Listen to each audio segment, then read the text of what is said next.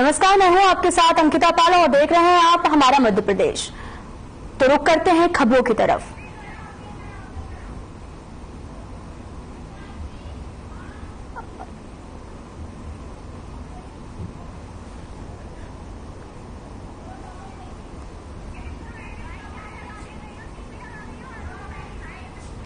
आप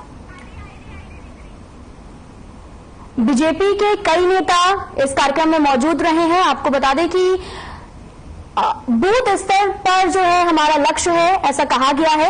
और आपको बता दें कि केंद्रीय चुनावी कार्यालय का शुभारंभ किया गया, जिस दौरान कई कार्यकर्ताओं ने शपथ भी ली। आप देख सकते हैं तस्वीरों में, जहां पर शपथ लेते हुए नजर आ रहे बीजेपी के कई नेता भी यहां पर मौजूद हैं। साथ ही माल्यार्पण भी किया गया। भारतीय जनता पार्टी का ऑफिस भी नजर आ रहा है। आपको बता दें कि बूथ स्तर पर काम जो है वो लगातार किया जा रहा है। केंद्रीय चुनावी कार्यक्रम का कार्यालय का जो है उद्घाटन किया गया, जहां पर सभी नेता मौजूद रहे और सभी नेताओं ने शपथ भी ली। बूथ स्तर तक जाने का हमारा लक्ष्य, ऐसा कहा गया है। आप देख सकते हैं तस्वीरों में कि शपथ लेते हुए नजर आ रहे लोग। और बीजेपी दफ्तर पर एक आयोजन किया गया, बीजेपी के कई नेता भी मौजूद रहे। बूथ स्तर तक जाने का हमारा लक्ष्य है। आपको बता दें कि हाल ही में अब विधानसभा चुनाव होने वाले हैं, जिसको लेकर चुनावी रणनीति लगातार तैयार की जा रही है। तो वहीं बीजेपी के कई नेता भी कार्यक्रम में मौजूद हुए और साथ ही आप तस्वीरों में देख सकते हैं कि बूथ स्तर तक जाने का लक्ष्य बनाया गया है। और भारतीय जनता पार्टी का ऑफिस दिख रहा, जहां पर केंद्रीय चुनावी कार्यालय का शुभारंभ किया गया, जहां पर काफी नेता भी मौजूद रहे। बीजेपी के कई नेता मौजूद रहे, साथ ही शपथ ग्रहण किया। आपको बता दें कि ये पूरा जो मामला है वो बागली विधानसभा के मुख्य केंद्र चापड़ा में बागली रोड पर केंद्रीय चुनावी कार्यालय का शुभारंभ किया गया, जिसमें बीजेपी जिला अध्यक्ष राजीव खंडेवाल, सांसद ज्ञानेश्वर पटेल और साथ ही विधायक पहाड़ सिंह और साथ ही इसमें कई नेता जो है वो मौजूद रहे। और बीजेपी चुनाव को लेकर कांग्रेस से आगे चल रही है। हालांकि दोनों दल के प्रत्याशियों के नाम की घोषणा नहीं की गई है। अब चारों ओर ये चर्चा लगातार जारी है कि बीजेपी ने कार्यालय खोल दिया है, कांग्रेस ने अभी तक कार्यालय तक नहीं खोला है। वहीं शुभारंभ की अगर बात की जाए तो शुभारंभ अवसर पर नेताओं ने कार्यकर्ताओं को संबोधित करते हुए कहा कि केंद्र सरकार एक राज्य सरकार के विकास कार्यों को लेकर प्रत्येक कार्यकर्ताओं को बूथ स्तर तक जाना चाहिए।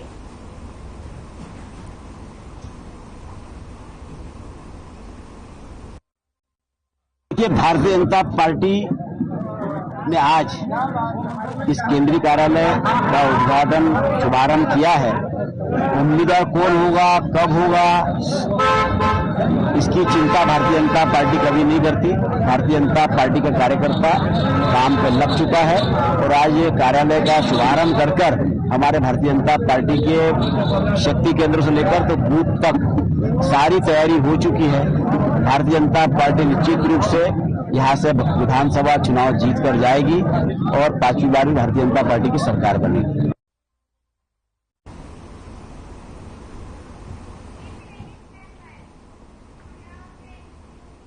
कांग्रेस की पहली 144 प्रत्याशियों की सूची आने के बाद में कांग्रेस में बगावती सुर भी दिखाई दे रहे हैं। कई नेता कांग्रेस से इस्तीफा भी दे रहे हैं और इसमें मेहगांव से कांग्रेस किसान जिला अध्यक्ष गजेंद्र सिंह भदौरिया ने वंशवाद का आरोप लगाते हुए किसान कांग्रेस प्रदेश अध्यक्ष दिनेश गुर्जर को भी इस्तीफा जो है वो सौंपा है।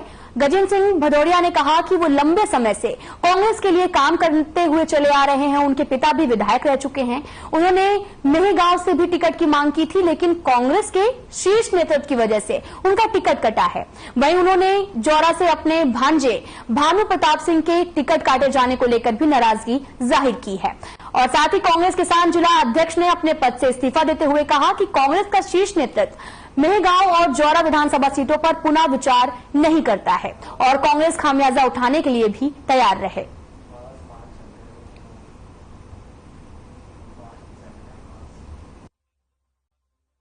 सबसे पहले मैं अपने पत्रकार बंधुओं, पत्रकार भाइयों को बहुत धन्यवाद देता हूं। आज मैं जिला किसान कांग्रेस कमेटी का अध्यक्ष था, तो मैंने सोचा है मैं पार्टी से भी आहत हूं और पार्टी के वरिष्ठ नेताओं से भी आहत हूं। मतलब नए नए लोगों को टिकट दे रहे हैं जो 2 साल या 3 साल काम किया है और अभी पटवारी पद से इस्तीफा दिया हुआ है, ऐसे लोगों को टिकट दिया है। तो मैंने सोचा कि भाई हम कांग्रेस में काम करते रहेंगे, एक पार्टी के हिसाब से, जो अभी साधारण कार्यकर्ता के हिसाब से, पर मैं अपने जिला किसान कांग्रेस अध्यक्ष पद को छोड़ना चाहता हूं, त्याग पद दे रहा हूं।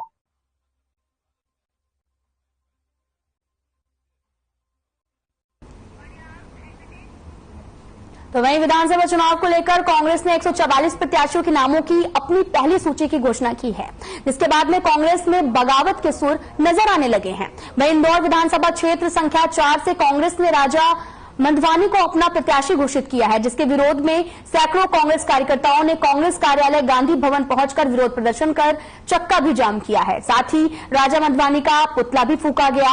वहीं मामले में पुलिस ने एक कांग्रेस कार्यकर्ता को हिरासत में लिया। साथ ही पंडरीनाथ थाना प्रभारी अनिल कुमार ने बताया कि कांग्रेस कार्यकर्ताओं के द्वारा प्रदर्शन किया गया, जिन्हें हटा दिया गया है, और साथ ही आचार संहिता के उल्लंघन करने का मामला भी दर्ज किया गया। आपको बता दें कि प्रदर्शन के दौरान हमने एक कार्यकर्ता को भी हिरासत में लिया है।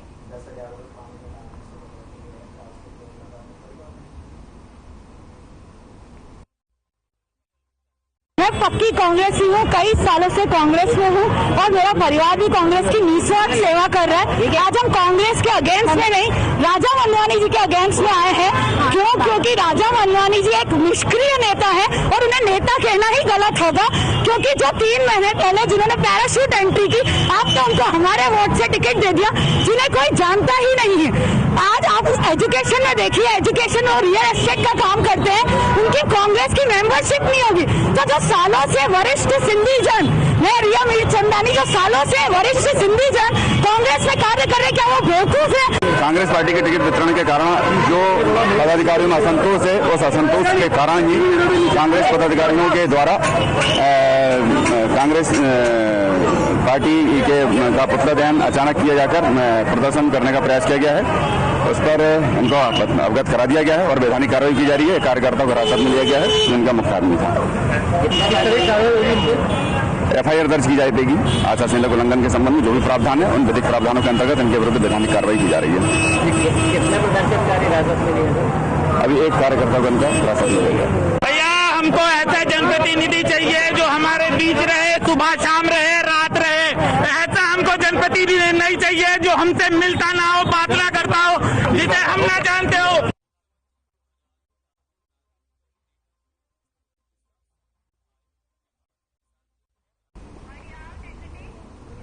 विधानसभा चुनाव के चलते गुना एसपी विजय कुमार खत्री ने भी जिले में नशा कारोबारियों पर सख्त कार्रवाई के निर्देश दिए हैं। पुलिस के अनुसार सूचना मिली कि ग्राम मोतीपुरा के 2 भाइयों में सुल्तान भील और राजेंद्र भील ने अपने खेत पर बने घरों के आसपास भारी मात्रा में गांजे के पौधे लगा रखे हैं। आपको बता दें कि जल्द ही इन पौधों को काटकर बेचने की फिराक में थे। सूचना पर पुलिस ग्राम मोतीपुरा पहुंचे तो देखा कि करीब आधा बीघा खेत में भारी संख्या में गांजे के पौधे खड़े थे, जिन्हें 2 व्यक्ति काट रहे थे। उन्होंने पुलिस को देखकर भागने की भी कोशिश की, जिसके बाद में एक व्यक्ति को पकड़ा गया, जबकि दूसरा व्यक्ति अंधेरे का फायदा उठाकर भाग निकला। आपको बता दें कि बरामद पौधों की कुल संख्या 550 है। वजन की अगर बात की जाए तो 3 क्विंटल 36 किलोग्राम होना जो है वो पाया गया है, जिसकी अनुमानित कीमत करीब 35 लाख रुपए आंकी गई है। फिलहाल पुलिस पूरे मामले की जांच कर रही है।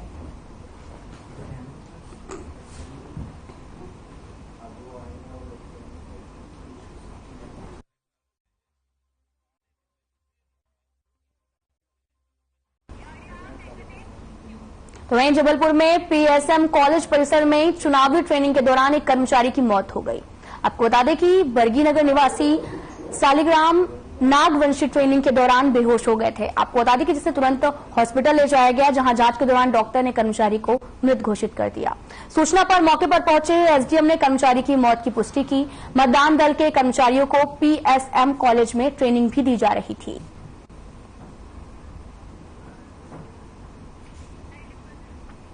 आपको बता दें कि चुनावी ट्रेनिंग के दौरान कर्मचारी की मौत हो गई, अचानक वो बेहोश हो गए थे। ये पूरा मामला जबलपुर का है, जहां पर PSM कॉलेज में कर्मचारी की मौत हो गई है। PSM कॉलेज का पूरा ये मामला है। चुनावी ट्रेनिंग के दौरान उनकी मौत हुई है। आपको बता दें कि अचानक वो बेहोश हो गए थे, जिसके बाद उन्हें हॉस्पिटल में भर्ती कराया गया, लेकिन उनकी मौत हो गई। आपको बता दें कि PSM कॉलेज में कर्मचारी की मौत हो गई, चुनावी ट्रेनिंग के दौरान हुई है मौत ये। और ये पूरा मामला जबलपुर के एक कॉलेज का बताया जा रहा। आपको बता दें कि जबलपुर के पीएसएम कॉलेज का ये पूरा मामला है, जहां पर एक कर्मचारी की ट्रेनिंग के दौरान मौत हो गई है। ये जो ट्रेनिंग थी वो चुनाव को लेकर थी। पीएसएम कॉलेज में इलेक्शन की ट्रेनिंग चल रही थी। ट्रेनिंग के दौरान उनको एकदम चक्कर आया, पसीना आया, तो उनको तुरंत फर्स्ट फ्लोर पे थे तो 4 आदमी ने उनको उठा के नीचे लेके आया। इसी बीच में एम्बुलेंस को फोन कर दिया गया था। एम्बुलेंस आई और 5:15 बजे की करीब घटना है। 5:30 5:35 पे उनको विक्टोरिया हॉस्पिटल लेके आ गए। यहाँ पर डॉक्टर ने देखा, उसके बाद उन्होंने बताया कि इनकी डेथ हो चुकी है।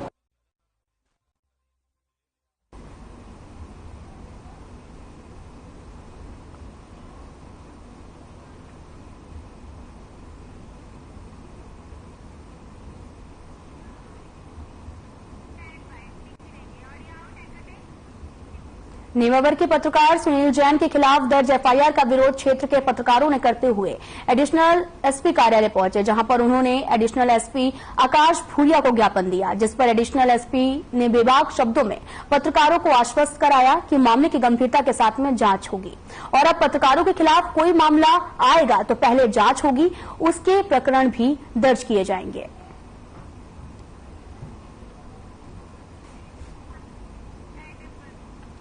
आपको बता दें कि पत्रकारों ने विरोध प्रदर्शन किया है।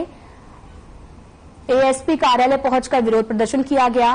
पत्रकारों ने लगातार विरोध किया है। आपको बता दें कि आप देख सकते हैं कि एफआईआर के पहले अब जांच होगी, पहले जांच की जाएगी, उसके बाद एफआईआर दर्ज की जाएगी। और एएसपी कार्यालय पहुंचकर पत्रकारों ने विरोध प्रदर्शन किया था। पत्रकारों ने विरोध प्रदर्शन के बाद में अब ये भी कहा जा रहा कि अगर कोई मामला आता है तो एफआईआर के पहले जांच की जाएगी, उसके बाद एफआईआर दर्ज की जाएगी, फिर प्रकरण की जो भी मामला होगा उसकी जांच की जाएगी। एसपी कार्यालय पहुंचकर पत्रकारों ने विरोध प्रदर्शन जताया, जिसके बाद में कहा गया कि एफआईआर के पहले जांच की जाएगी, इसके बाद ही मामला दर्ज किया जाएगा। अगर कोई प्रकरण मिलता है तो उसके बाद ही जांच होगी। ये आप तस्वीर देख रहे हैं, ये उसी नोटिस की है जहां पर एफआईआर के पहले अब जांच होगी, बात कही गई है। ये एसपी कार्यालय पहुंचकर विरोध प्रदर्शन किया गया था, जहां पर ये दिया कि खदान के कर्मचारी के बारे में हमारे पत्रकार साथी सुनील जैन है, उनके खिलाफ बिना जांच करे मुकदमा दर्ज किया गया था। उनके खिलाफ हम सब पत्रकार साथी कन्नौज खातेगांव मिल के उनका सहयोग करते थे। इसमें साहब आकाश जी भूरिया को ज्ञापन दिया है। तो मांग की गई है कि जो बिना जांच करे जो मामला दर्ज है एक बार फिर से जांच कराई जाए। सम्मानीय पत्रकार महोदय लोगों का एक संगठन आज एक लेखी आवेदन लेकर के प्रस्तुत हुए थे, जिसमें शहर के सभी लगभग गणमान्य पत्रकार शामिल थे।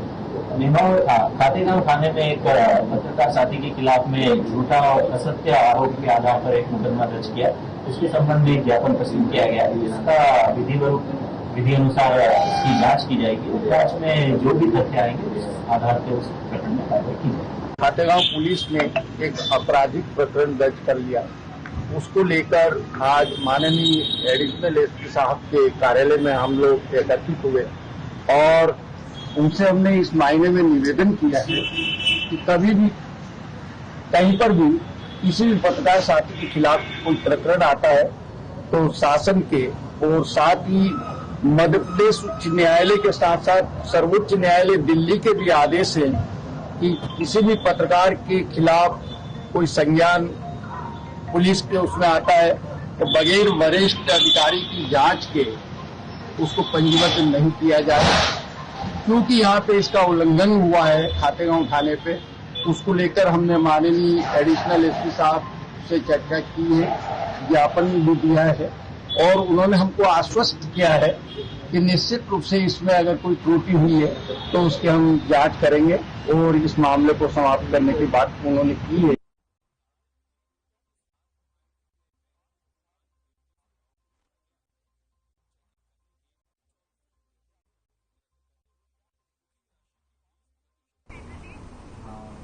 तो खबर बालाघाट से है, जहां पर शिवराज सिंह चौहान की अध्यक्षता में निर्दलीय विधायक प्रदीप जायसवाल ने भोपाल में बीजेपी की सदस्यता ग्रहण की है। आपको बता दें कि प्रदीप जायसवाल ने सदस्यता ग्रहण की है बीजेपी की।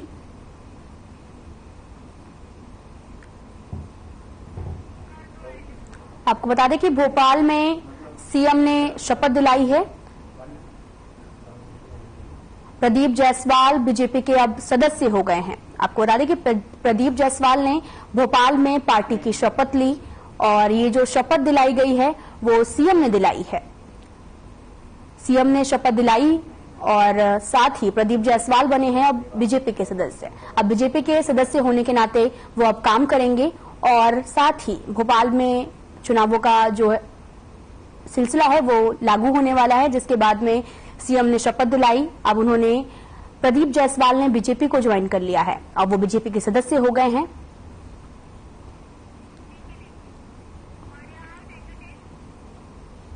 मध्य प्रदेश विधानसभा चुनाव को लेकर अब कांग्रेस की ओर से भी उम्मीदवारों की पहली लिस्ट जारी हो गई है।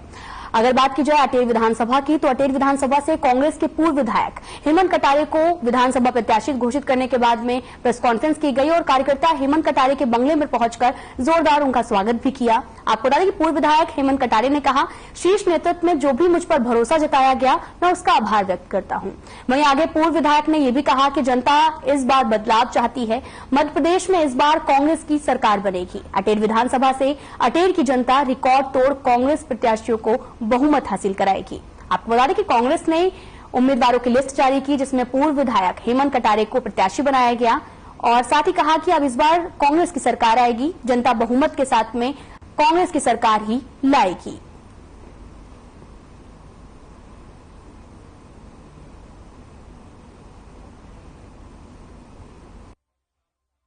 तरफ से जो अधिकृत सूचना जारी हुई है उसमें अटेर विधानसभा से मेरा टिकट फाइनल किया गया है। मुझे पहले से भी विश्वास था कि मुझे यहाँ पे पार्टी बढ़ाएगी और उसी क्रम में आज चूंकि मेरा टिकट फाइनल हुआ, मैं अधिकृत प्रत्याशी हूँ, तो उसके रूप में मैं सभी अपने मीडिया के साथियों को पहले हाथ जोड़ के प्रणाम करता हूँ, धन्यवाद देता हूँ। आप सबके सहयोग के बिना यह संभव नहीं था और अपने कांग्रेस पार्टी के शीर्ष नेतृत्व को धन्यवाद देते देते सबसे पहले और मैं अपनी अटेर क्षेत्र की जनता को माथा टेक करके सभी भाइयों को प्रणाम करता हूँ उनके चरणों में, क्योंकि ये जो सर्वे के आधार पर टिकट हुआ तो ये सर्वे जनता की आवाज थी और उन्हीं की मांग पर आज मेरा टिकट फाइनल हुआ है। अब टिकट हो गया है, इस जिम्मेदारी का मैं पूर्ण रूप से निर्वहन करूंगा और आज मीडिया के साथियों के माध्यम से ये विश्वास दिलाता हूं कि पूरे भिंड जिले में सबसे बड़ी जीत कांग्रेस की अटेर विधानसभा से निकाल करके दी जाएगी और इस प्रचंड बहुमत की आवाज उतनी जाएगी चंबल संभाग में, पूरे मध्य प्रदेश में सरकार कांग्रेस की बन करके आएगी। आदरणीय हमारे मुख्यमंत्री कमलनाथ जी बनने वाले हैं, 1 महीने के बाद 3 दिसंबर को परिणाम आएगा तो अटेर से मंत्री जी साफ हो चुके होंगे और प्रदेश में कमलनाथ जी का राज स्थापित हो चुका होगा।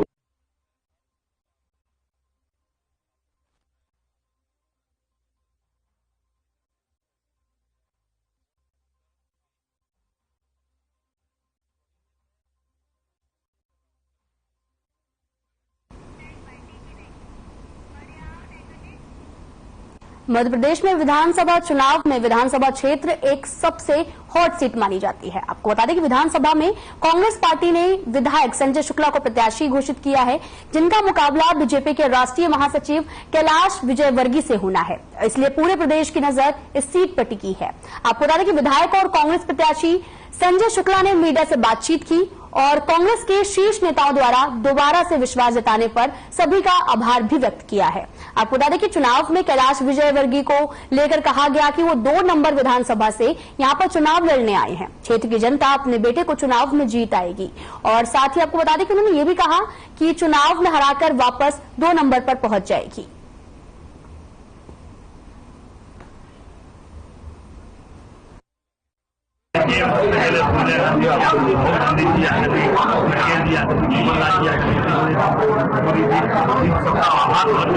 इन्होंने 5 साल पहले भी मुझे विश्वास जताया था, उनके विश्वास से बनने के बाद उनके हाथ से क्या लगता है आपको आपके खिलाफ भी बयान दे जाए, हर समाज के वर्ग को मिल रहे हैं, हर धर्मशाला देखिए वो तो विधानसभा 2 में रहने वाले राष्ट्रीय महामंत्री हैं, एक दिन विधानसभा एक के अंदर बेटा हुआ होगा, क्योंकि उनके बेटे ने विधानसभा एक के अंदर 5 साल का वो सेवा करके दिखाई है जो आज तक किसी ने सेवा करके दिखाई है।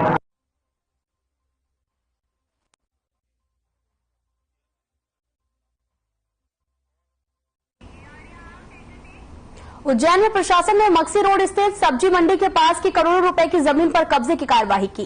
विरोध के बाद में जेसीबी और पोकलेन से दुकान और गोदाम तोड़ दिए गए। इस दौरान मौके पर भारी पुलिस फोर्स भी तैनात रहा। मक्सी रोड स्थित सब्जी मंडी के पास जाल सेवा ट्रस्ट की करोड़ रुपए की कीमती जमीन के मामले में नगर निगम कैसा जो है वो जीता है, जिसके चलते जमीन पर कब्जे की कार्यवाही की जा रही। प्रशासन ने मौके पर पहुंचकर अतिक्रमण हटाने की कार्यवाही की और इस दौरान यहां के लोगों ने कार्यवाही का विरोध भी करते हुए अपना पक्ष रखा, लेकिन अधिकारियों ने उनकी एक बात भी नहीं सुनी। अतिक्रमण हटाने की मुहिम लगातार जारी है। जेसीबी और पोकलेन ने यहां पर बने बड़े बड़े टीन शेड और गोदामों को ध्वस्त कर दिया है।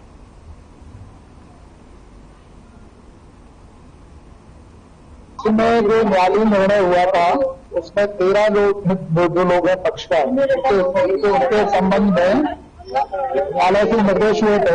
उसी संबंध में जो न्यायालय का निर्देश है उसके अनुक्रम में कार्रवाई करेंगे और न्यायालय द्वारा जो निर्णय पारित किया जाए उसका पालन करते हुए जो भी विधिसम्मत कार्रवाई है वो करी जाएगी। अब क्योंकि इसका डिटेल हमारे बिल्डिंग ऑफिसर है उनके पास है, हम लोग यहाँ जो है वो लाइन ऑर्डर के लिए और लाइन ऑर्डर और कानून व्यवस्था की दृष्टि से आए। इसमें एक जो आदेश जो हुआ है जिसमें 13 व्यक्तियों के प्रति कोर्ट ने कहा है कि उसमें बिना उनको विधि सम्मत सूचना दिए कार्रवाई न की जाए। जो कोर्ट का निर्णय है उसका हम लोग अक्षरतः पालन करेंगे और जो पूर्व में माननीय न्यायालय के निर्देश हुए हैं और उसको अतिक्रमण मुक्त करना है, दोनों आदेशों का पालन करते हुए विधि सम्मत कार्रवाई की जाएगी। नगर निगम के अधिकारी यहाँ उपस्थित हुए हैं और अस्थायी जो अतिक्रमण है वो तोड़ने के लिए तो कुछ लोगों ने चक्का जाम किया था, उनको समझा बुझा के चक्का जाम करवाया गया है और बाकी अधिकारी विधि अनुसार काम कर रहे हैं। क्या कहना है उनका ये कहना है कि हम यहाँ कई सालों से रह रहे हैं तो हमें रहने दिया जाए और नगर निगम का ये कहना है कि बात कर रही है, बिल्कुल लीगल कंस्ट्रक्शन की कोई बात नहीं कर रहे हैं।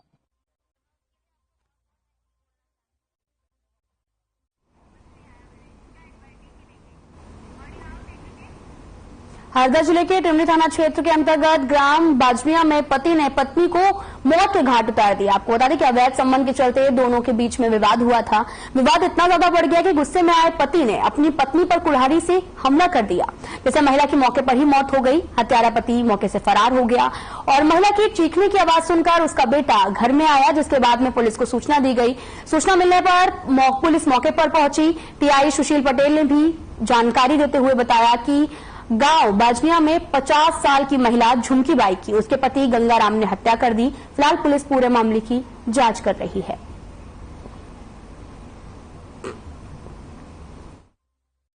23 को ग्राम बाजमिया में एक महिला झुमकी बाई की हत्या होने की सूचना मिली थी। सूचना पर पूरी पुलिस मौके पर पहुंची थी। मौके पर ये पता चला कि झुमकी बाई की हत्या उसके पति गंगाराम ने घरेलू झगड़ा विवाद और स्नेहा में कुल्हाड़ी से गर्दन पर मार करके कर दी है। सूचना रिपोर्ट पर मुकदमा कायम कर लिया गया है और विवेचना जारी है।